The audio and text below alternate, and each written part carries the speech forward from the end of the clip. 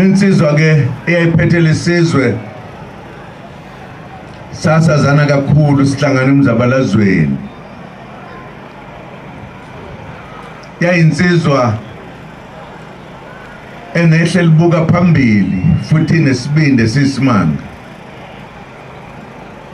Ingakho nje ngesikhathi sayo yasebenza isikhathi eside ukuthi kwakhiwe umbutho wamakhosi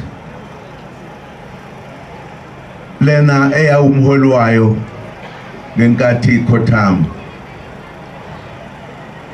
Uma ke kunjalo kulezi insuku zanamhlanje sikhumbula lawo maqhawe, leli qhawe lala kubalulekile ukuthi sizibuke ukuthi thina siphi na.